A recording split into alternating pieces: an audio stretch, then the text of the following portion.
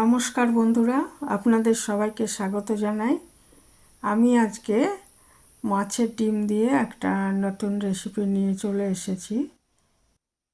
তো এখন এই সময়টা প্রচুর মাছের ডিম পাওয়া যায়। তো এটা রুই মাছের ডিম। আমি আগে একটু বড়া ভেজে নিয়েছি। তো বড়াটা যদি একটু দুপিট কড়া করে ভাজা যায় তাহলে সেটা মানে শুধু ভাতেও খুব ভালো লাগে খেতে। আর কিছু বড়া আমি রেখে দিচ্ছি, সেটা আমি কুমড়ো শাকের সাথে করব। তো এর জন্য আমি এখানে অনেকটাই ডিম ছিল রুই মাছের। তো এটা নুন হলুদ দিয়ে মাখিয়ে রেখেছিলাম। এটা তারপরে এটার মধ্যে আমি বড়া যখন করি আমি সব সময় এর মধ্যে রসুন আর পেঁয়াজের পেস্ট দিই। তাতে ডিমে একটা গন্ধ আছে, সেই গন্ধটা চলে যায় এবং স্বাদও অনেক বেড়ে যায়। তো দুটো মাঝারি সাইজের পেঁয়াজ আর 6-7 কোয়া রসুন আমি পেস্ট করে নিয়ে এটা ভালো মতো এর সাথে মাখিয়ে নিচ্ছি। নুন হলুদ তো আগেই মাখিয়েছি। তারপর এর মধ্যে দিয়ে দিচ্ছি লঙ্কার গুঁড়ো। আপনারা চাইলে কাঁচা লঙ্কা দিয়েও রান্নাটা করতে পারেন, কুচি কুচি কাঁচা লঙ্কা কুচি দিয়েও করতে পারেন। তারপরে এর মধ্যে আমি দিলাম বড় এক টেবিল চামচ বেসন আর দু চা চামচে 2 চামচ চালের গুঁড়ো। এরকমভাবে চালের গুঁড়োটা মিশিয়ে নিলে বড়াটা আরও ভালো লাগে খেতে। আর বেসন তো দিতেই হবে। তো দিয়ে এটাকে মেখে নিচ্ছি। মেখে তারপরে একটু কড়া করে ভেজে কিছুটা কড়া করে ভাজবো, সেটা যাতে ডাল দিয়ে ভাত মেখে, অথবা আমি তো নুন দিয়েও ভাত মেখে শুধু বড়া দিয়ে খেতেও খুব পছন্দ করি। তো সেরকম খেতে পারেন গরম ভাতে। আর কুমড়ো শাকের সাথে একটা করব, সেটা কিন্তু বড়াটা একটু কম কড়া করে ভাজবো আর কি। ভাজবো দুপিটি ভালো মতো ভাজবো, কিন্তু একটু কম কড়া করে ভাজবো। তো আমি সর্ষের তেল নিয়ে নিয়েছি, সর্ষের তেলেই ভালো হবে রান্নাটা। তো তেলটা গরম হলে এর মধ্যে আমি ছোট ছোট বড়ার আকারে এটা দিয়ে দিলাম মিশ্রণটা। আঁচটা মিডিয়াম রাখবেন, না হলে ভেতরটা কাঁচা রয়ে যাবে, বাইরে এটা পুড়ে যাবে। তো দু পিঠ খুব ভালো মতো ভেজে কিছু রেখে দিচ্ছি এমনি বড়া খাওয়ার জন্য, আর একটু হালকা করে ভেজে রাখছি, সেটা হচ্ছে কুমড়ো শাকের মধ্যে দেব। কুমড়ো শাকের মধ্যে এর আগে আমি চিংড়ি মাছ দিয়ে দেখিয়েছি। তো এরকম মাছের ডিমের বড়া দিয়েও খেয়ে দেখতে পারেন, সেটাও খুব ভালো লাগে। আমরা নিরামিষও করি অনেক সময়। তো সব রকমভাবেই খাওয়া যায়। কুমড়ো শাক খুবই উপকারী।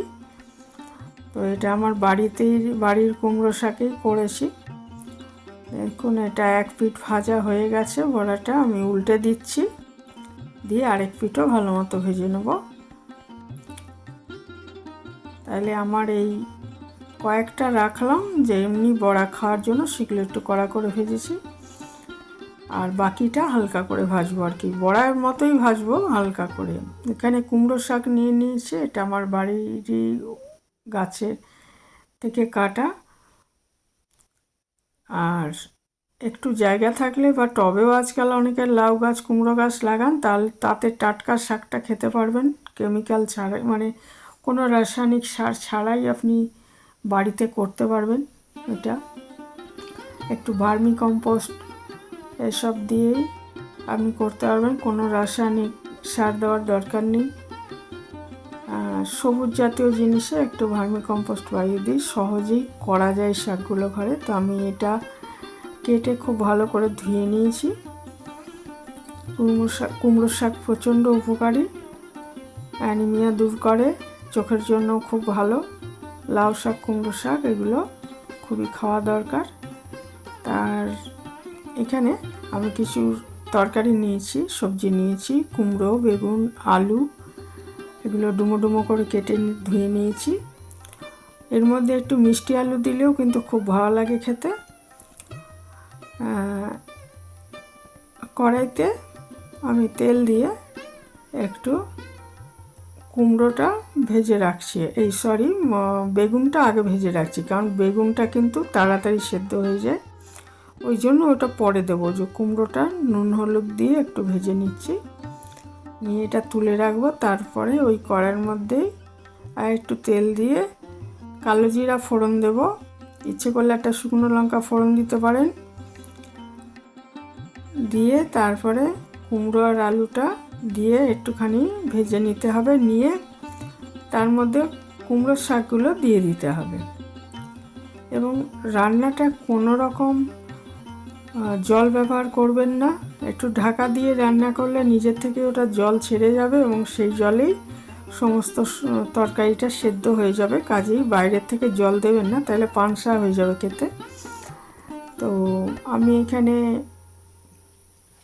ভেজে নিচ্ছি আলুটা নুন হলুদ দিয়ে, আর তারপরে এর মধ্যে কুমড়োটাও দিয়ে দেবো। আর বেগুন তো আগেই ভেজে রেখেছি।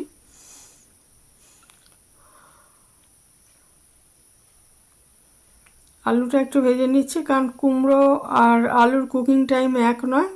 আলুটা সেদ্ধ হতে একটু টাইম বেশি লাগবে কুমড়োর থেকে, ওই জন্য আলুটা আগে একটু ভেজে তারপরে কুমড়োটা দিয়ে দিলাম। দিয়ে ভালো মতো এটাকে একটু সাঁতলে বা একটু ভেজে নিয়ে এর মধ্যে কুমড়ো শাকগুলো কেটে ধুয়ে রাখা কুমড়ো শাক আর ডাঁটা এগুলো আমি দিয়ে ঢাকা দিয়ে দেবো। ঢাকা দিয়ে কয়েক মিনিট 4-5 মিনিট ঢাকা দিয়ে মিডিয়াম আঁচে রান্না করে ঢাকাটা খুললে দেখবেন জল ছেড়ে গেছে।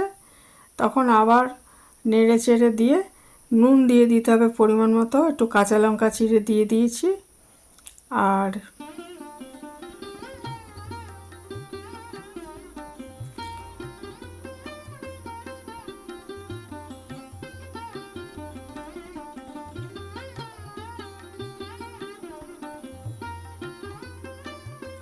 এর মধ্যে সামান্য একটু মিষ্টি দেবেন।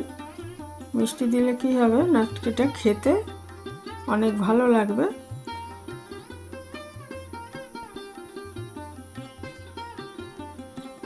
সামান্য একটু মিষ্টি দিলেই চলবে। দিয়ে ঢাকা দিয়ে নেড়ে চেড়ে একটু ঢাকা দিয়ে খুলে দেখতে হবে জল ছেড়ে গেছে। আবার একটু উল্টে পাল্টে দিয়ে আবার ঢাকা দিয়ে এইভাবে রান্না করে নিতে হবে যতক্ষণ না দেখুন অনেক জল ছেড়ে গেছে। যতক্ষণ না এটা সেদ্ধ হয় ততক্ষণ এটাকে বারবার ঢাকা দিয়ে রান্না করে নিতে হবে। আলাদা করে জল দেবেন না, তাতে সবজিটার স্বাদ নষ্ট হয়ে যায়। আচ্ছা, তরকারি থেকেও জল ছেড়েছে আর শাকের থেকেও জল ছেড়েছে। আর একদম লাস্টে যখন এটা সেদ্ধ হয়ে যাবে তখন তরকারি আর ডাঁটা এগুলো সেদ্ধ হয়ে যাবে, তখন এখানে দেখুন আমি বড়া ভাজা কিছু রেখে দিয়েছিলাম, সেইটা আমি এর মধ্যে দিয়ে দিচ্ছি। দিয়ে বড়া ভাজাগুলো দিয়ে দিচ্ছি। দিয়ে এটা আবার নেড়ে চেড়ে ঢাকা দিয়ে আবার যাতে বড়াগুলো সেদ্ধ হয়ে যায় সেইভাবে। আর কুমড়ো ভাজাটাও দিয়ে দিলাম, আমি একটু বড়ি ভাজাও দিয়েছি, ডালের বড়ি ভাজা দিয়ে এটাকে ভালো করে নেড়ে চেড়ে দিন। দিয়ে আবার ঢাকা দিয়ে 3-4 মিনিট রান্না করে নিতে হবে, কারণ বড়াগুলোও সেদ্ধ হতে হবে, এর সাথে মিশে যেতে হবে, তাহলেই ভালো লাগবে খেতে।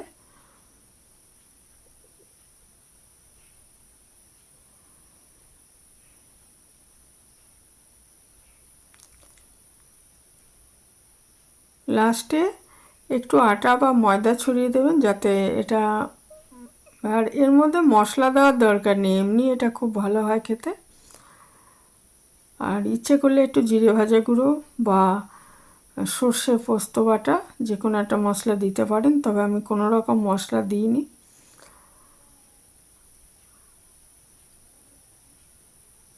আর বড়াগুলো একটু ভেঙে ভেঙে দিতে পারেন, কয়েকটা আস্ত রাখতে পারেন আর বাকিগুলো ভেঙে দিতে পারেন, তাহলে এটা মিশে যাবে এবং খেতেও ভালো লাগবে। তা বড়াটা কিন্তু আমি কুমড়ো শাকে যেটা দিয়েছি সেটাও ওই পেঁয়াজ রসুন বাটা দিয়েই ভেজেছি, কারণ ডিমের মধ্যে একটা গন্ধ আছে, আষ্টে গন্ধ আছে, ওই জন্যই ওইভাবে ভেজেছি আর কি। তো এই ছিল আমার আজকের রেসিপি, এখানেই শেষ করলাম। ভালো থাকবেন সবাই।